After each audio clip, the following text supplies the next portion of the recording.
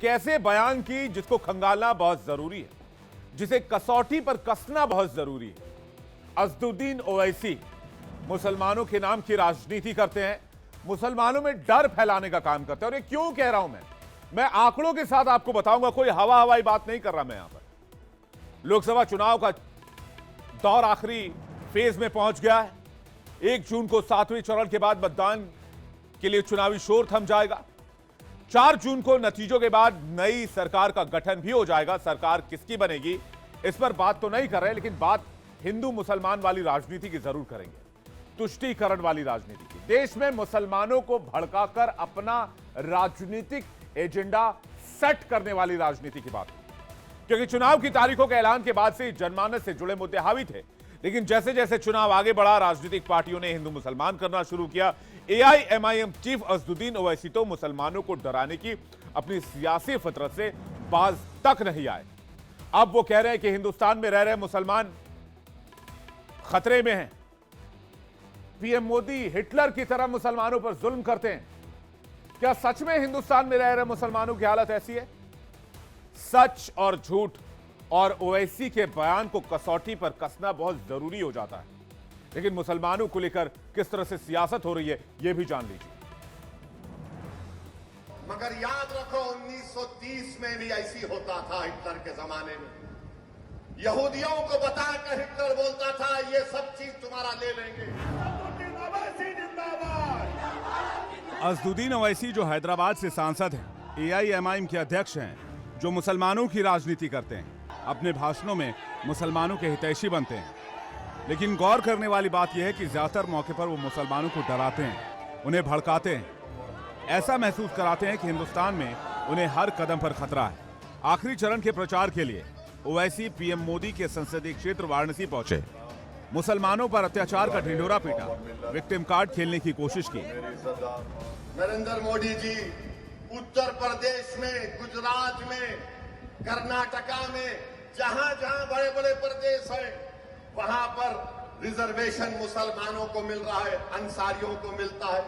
और देश के प्रधानमंत्री बोले किसी को छीन कर दे दिया जाएगा। क्या मजाक कर रहे हैं भारत के वजीर आजम। मगर याद रखो 1930 में भी ऐसी होता था। हिटलर के जमाने में यहूदियों को बताकर हिटलर बोलता था, ये सब चीज तुम्हारा ले लेंगे।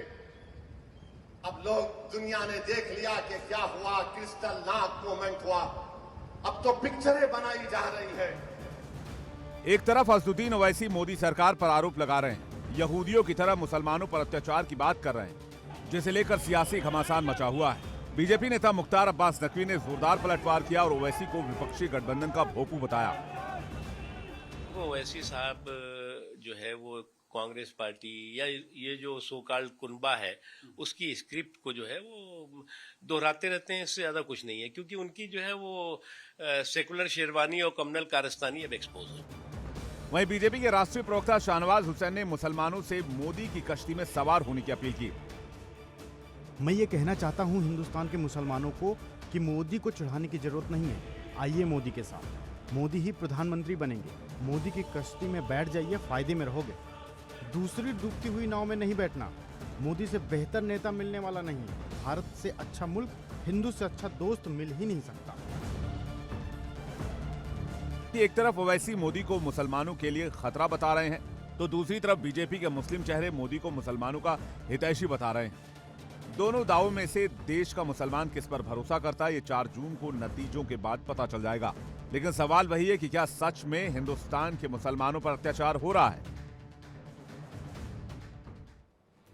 तो अज़दुद्दीन ओवैसी जो बात कह रहे हैं कि हिंदुस्तान के मुसलमानों पर अत्याचार हो रहा है, हाल ही में आए NFHS 5 यानी नेशनल फैमिली हेल्थ सर्वे के रिपोर्ट को एक बार अज़दुद्दीन ओवैसी को जरूर पढ़ना चाहिए।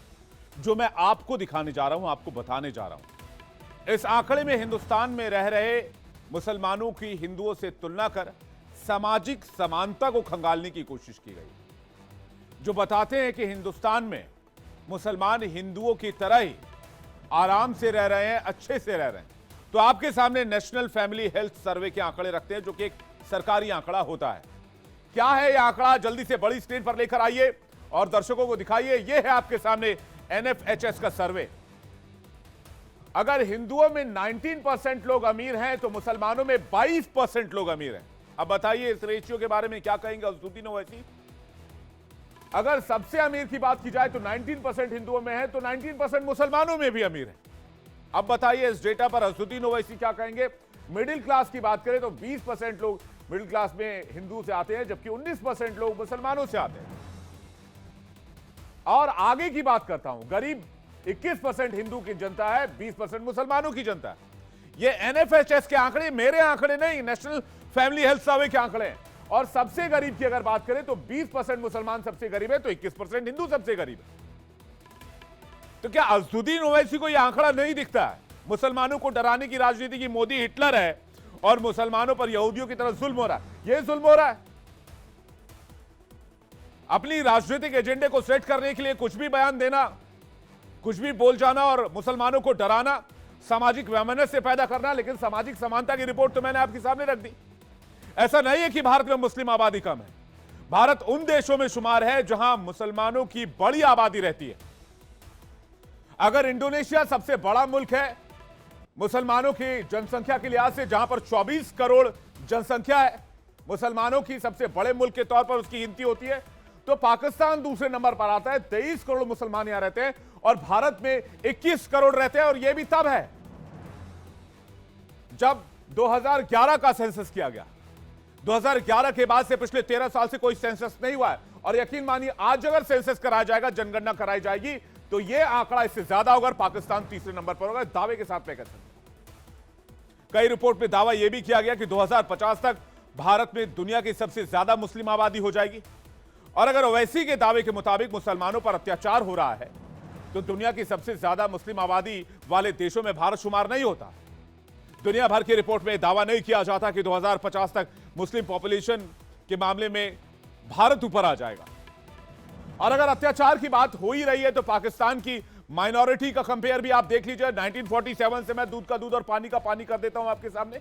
पाकिस्तान में हिंदू कम्युनिटी की क्या स्थिति हुई, माइनॉरिटीज पर क्या स्थिति हुई, जिन पर अत्याचार की बात पूरी दुनिया को पता है, जिसकी वजह से पाकिस्तानी हिंदुओं की आबादी पर इसका असर दिखता है। हिंदुओं की आबादी किस तरह से कम हो गई है, जबकि आजादी के बाद भारत में मुसलमानों की आबादी तेजी से बढ़ी। और आंकड़े से समझते हैं, मैं आंकड़े आपके सामने रख देता हूं। आइए देखते हैं हिंदुस्तान पाकिस्तान में फर्क क्या है। अज़दुद्दीन ओवैसी के बयान का जो एक्सरे है वो मैं आपके सामने रख रहा हूं। पाकिस्तान में 1947 में 20% से ज्यादा हिंदू थे, लेकिन आज की तारीख में कितने हैं? 2.14% या इससे भी कम। हिंदुस्तान में 9.84% मुसलमान थे, जबकि 14.09%, लगभग 14 से ज्यादा और 15 के करीब, 15% के आसपास। अब बताइए माइनॉरिटी कहां खतरे में है? वो पाकिस्तान जो मुसलमानों की जनसंख्या के लिहाज से दूसरे नंबर पर है, वहां माइनॉरिटी खतरे में है या फिर यहां माइनॉरिटी खतरे में है? अंदाजा आप लगा सकते हैं। आंकड़े मैंने आपके सामने रख दिए हैं। लेकिन फिर भी मुसलमानों को डराएंगे तभी वोट पाएंगे, तभी एजेंडा सेट होगा, तभी अपना वोट बैंक सधेगा। इसलिए इस तरह के विवादित बयान दिए जाते रहे हैं।